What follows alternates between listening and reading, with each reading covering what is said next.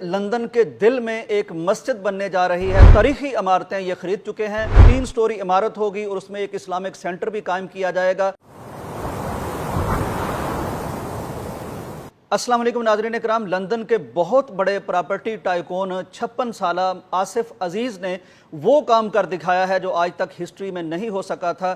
انگریزی اخبار Daily Mail نے یہ سٹوری کنفرم کی ہے کہ آصف عزیز یہ لندن کے بہت بڑے پراپرٹی ٹائکون ہے۔ ان کے پاس لندن کے مہنگے ترین ایریا میں، جسے سینٹرل لندن کہا جاتا ہے، یعنی مرکزی لندن، اور وہ ایک بڑی تاریخی حیثیت رکھتا ہے۔ پیکاڈلی سرکس وہاں ہے اور بہت کمرشل ایریاز وہاں ہیں، اور خاص طور پر یہ جو ایک عمارت ہے جس کو آپ اس وقت ویڈیو میں دیکھ رہے ہیں، یہ لندن کی مشہور ترین عمارتوں میں سے ایک گنی جاتی ہے۔ یہاں ان کا بڑا تاریخی سینما رہ چکا ہے۔ 2006 تک یہاں ایک بہت بڑا سینما تھا۔ چنانچہ اخبار نے خبریں لگائی ہیں کہ لندن کے دل میں ایک مسجد بننے جا رہی ہے۔ جو بہت بڑا ہمارا سینما تھا، وہاں قرآن کی آواز گونجنے جا رہی ہے، وہاں اذان کی صدا گونجنے جا رہی ہے۔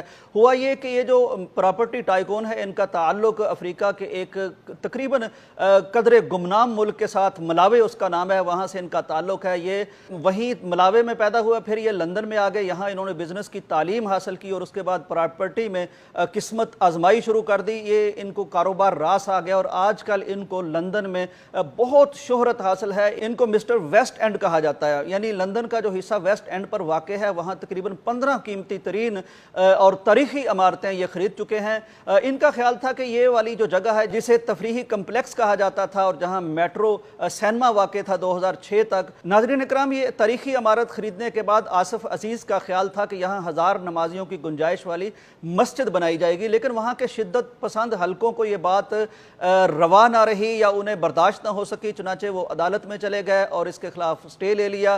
آصف عزیز مسلسل اس کیس پہ کام کرتے رہے، کیس لڑتے رہے، بالآخر یہ فتح ان کو مل گئی ہے، لیکن اب یہ تقریباً 400 نمازیوں کی گنجائش والی مسجد بہرحال وہاں بنائیں گے۔ 3 سٹوری عمارت ہوگی اور اس میں ایک اسلامک سینٹر بھی قائم کیا جائے گا۔ اخبارات خبریں لگا رہے ہیں کہ لندن کے دل میں یہ ایک مسجد بننے جا رہی ہے، ایک تاریخی مقام پر مسجد بننے جا رہی ہے، انتہائی کمرشل ایریا، مہنگا ترین ایریا، وہاں یہ مسجد بنائی جا رہی ہے۔ ناظرین اکرام، یہ جگہ کتنی مہنگی ہے اور یہ مسجد کتنی مہنگی ہوگی، اس کا اندازہ آپ اس عمر سے کر سکتے ہیں کہ یہ تاریخی عمارت تقریباً 81 ارب یعنی پاکستانی روپے میں انہوں نے خریدی ہے، تو 81 ارب کی کمرشل جگہ، قیمتی ترین جگہ، وہاں اب مسجد انشاءاللہ بنے گی۔ اور کچھ لوگوں نے اعتراض بھی کیا کہ ایک ایسے ایریے میں جہاں ارد گرد طرح طرح کے کلب ہیں، انتہائی کمرشل ایریا ہے، وہاں مسجد کیوں بنائی جا رہی ہے؟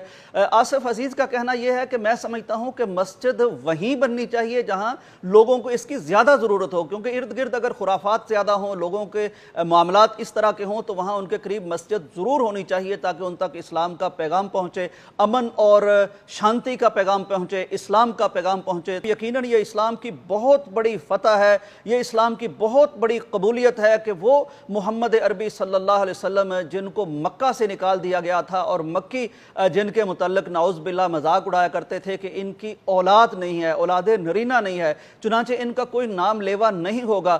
آج اندازہ کیجئے کہ ایک پوری امت ان کی نہ صرف نام لیوا ہے، بلکہ خود مغرب کی وادیوں میں، خود یورپ میں، اور یورپ میں سے بھی لندن میں، اور لندن میں سے بھی سینٹرل لندن میں ایک اتنی عالی شان مسجد بنائی جا رہی ہے، تو اس سے آپ کو اندازہ ہو جائے گا کہ نبی کائنات صلی اللہ علیہ وسلم کا پیغام کتنا کارگر ہے، کتنا قوی ہے، کتنا مضبوط ہے، کہ آج پوری دنیا میں الحمدللہ وہ پیغام پھیل رہا ہے، اور وہ وقت دور نہیں ہے۔ تقریباً یہ چند ماہ میں، یعنی 2-3 ماہ میں ہی یہ مسجد انشاءاللہ اپنا کام شروع کر دے گی۔ یہاں سے محمد عربی صلی اللہ علیہ وسلم کی صدا گونجے گی، اشہد ان لا الہ الا اللہ کی آواز آئے گی، اشہد ان محمد رسول اللہ کی یہاں سے آواز آئے گی۔ یقیناً یہ بہت بڑی خبر ہے، اور آصف عزیز صاحب اس پر بہت مبارکباد کے مستحق ہیں کہ انہوں نے اپنی بے انتہا دولت کو اس کام پر بھی لگایا کہ ایک اسلام کے لیے وہ کام آ سکے، وہ اسلام کا پیغام پہنچانے کے لیے کام آ سکے۔ لندن کی سینٹرل زمین جہاں پتہ نہیں کیا کیا خرافات ہوتی ہیں، وہاں ایک قطع ارضی اب ایسا بھی سامنے آ جائے گا